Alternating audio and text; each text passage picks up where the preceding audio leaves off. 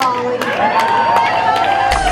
next comedian coming to the stage. She's so funny. She's amazing. Give it up for the one and only Lia Richardson.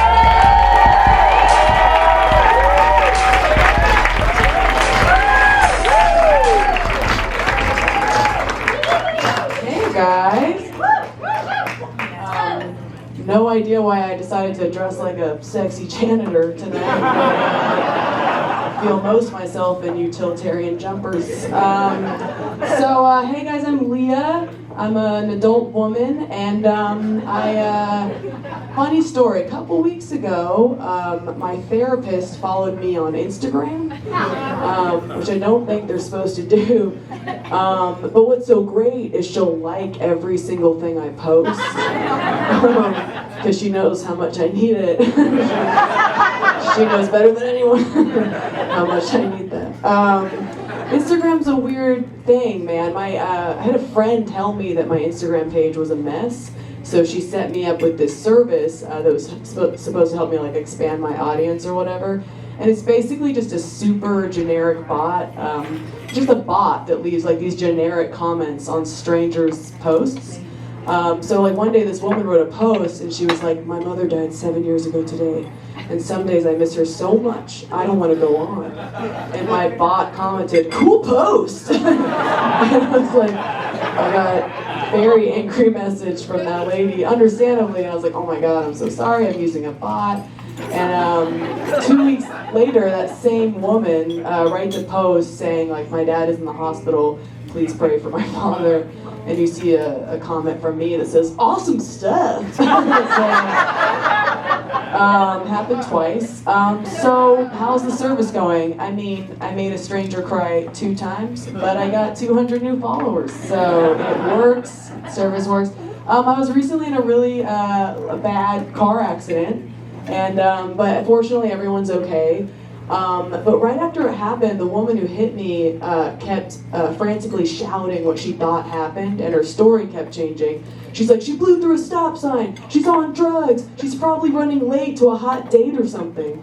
And what's funny is I was heading to a bartending gig, so I was wearing my uniform, which is a button-up shirt with suspenders. And I was like, "You really think I'm going on a fucking date right now?" I look like half of a vaudeville act. Just looking like Clockwork Orange, sexy stuff. I recently played the game 2 Truths and a Lie with some friends, and it's where you say 2 things that are true and 1 thing that's a lie. And one of the things I shared was that I was placed in special ed as a child, and none of my friends guessed that that was the lie. And like, I thought for sure they would think that was the lie, but they're like, "Yeah, no, that checks out." True story, I was placed in special ed as a child. There's no joke here, I'm just still processing, because I'm slow, so it takes me I'm getting older. I've been with my boyfriend for a while now, and there's been a lot of pressure lately to get married and have babies, you know? And like I was at a party recently, and a family friend came up to me, and she was like, 4 years. I'm giving you 4 years. Any longer than that, your kids will have autism. I was like, I just think it's so crazy that people are so invested in like my timeline, my ovaries, my special needs child. Like, you know, who's gonna grow up with a hole in their heart and do stand-up comedy. It's my life. Take after old mommy too. I hope they're a lawyer. Okay. I have a pretty white trash lineage. I'm not ashamed of it though. You know, just it's real. I come from a long line of hillbillies from West Virginia, and my grandfather, who's a coal miner in West Virginia, and he lost his leg in the coal mines. So my whole life he had a wooden leg. And when I was really little, he would take it off and wiggle around the stump, and he'd let me play with it. So while other kids were like, "Let's play tag," or like, "Let's have a slumber party," I was like, "Let's play with Granddaddy's stump," where his leg used to be. And I liked it too much, like he had to cut me off one day. I was like, "All right, that's enough stumping for you." They're all stumped out. It's real. Yeah, I was home recently, and I can tell my parents are getting older because I overheard my mom reading a book to my nephew, and I heard her say, Elmo's wearing a cowboy hat because he likes potatoes. And I was like, what? I kept listening. And she's like, and they're having a potato farming party. And I was like, Mom, what are you reading him? And she's like, I don't know, I forgot my glasses, I'm making it up. And I went to go see, I'm like, what? I went to go see what she was reading, and it was a car manual. So it's time for me to move home and take care of my mom. Because if that's how she reads, imagine how she drives. Okay.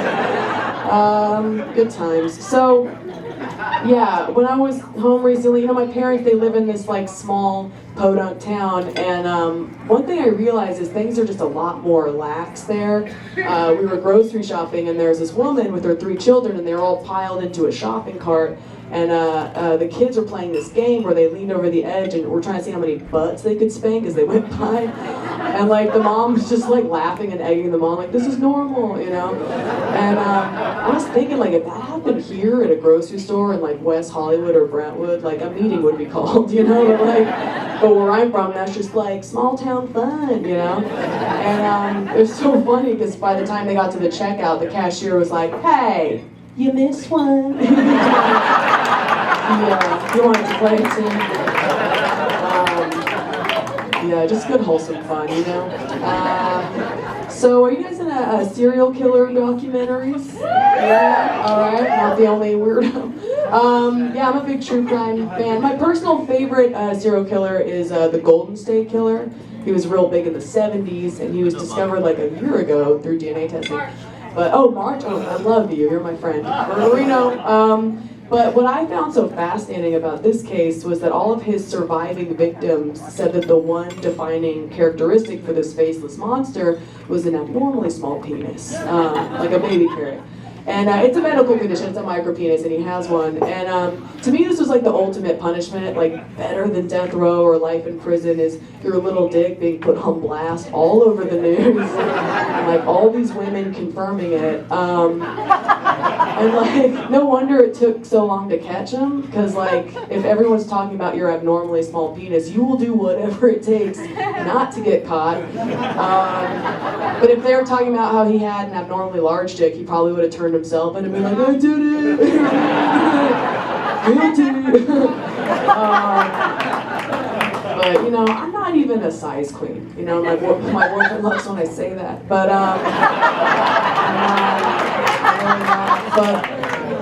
like, if you don't have a big dick, it's fine. There are other ways. Like, you can use your hands, use your mouth. Just don't use a gun. Like, there's other ways to get it going, you know what I'm saying? This guy I used to hook up with is in a 12-step program.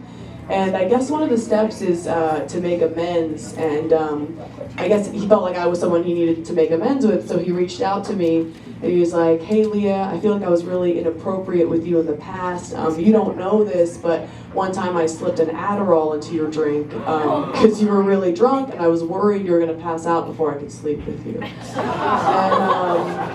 I was like, oh, that's why I was wide awake with diarrhea organizing your bookshelf. Right? We were just in 2 totally different places. He was like, want to slip into something more comfortable? And I was like, let's learn Hebrew! Let's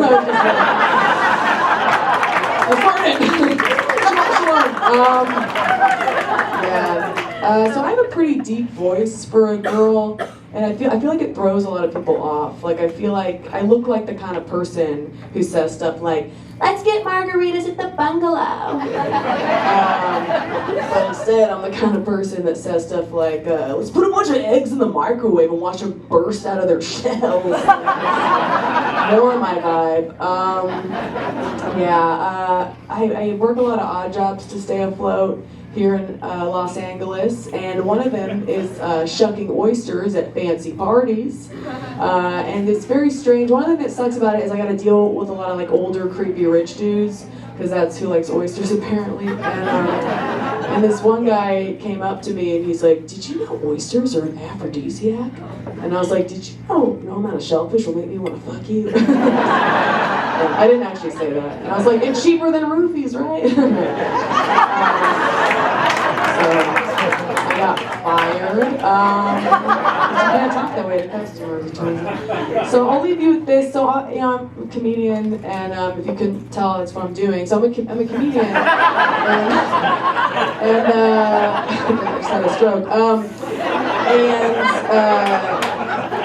Yeah, I do that, and like, I actually really hate telling people I'm a comedian, because whenever you tell someone you're a comedian, they ask you to tell them a joke, and it's not like you do that with people in other professions, you know? Like the other day, my plumber was like, "Oh, you're a comedian? Why don't you tell me a joke?"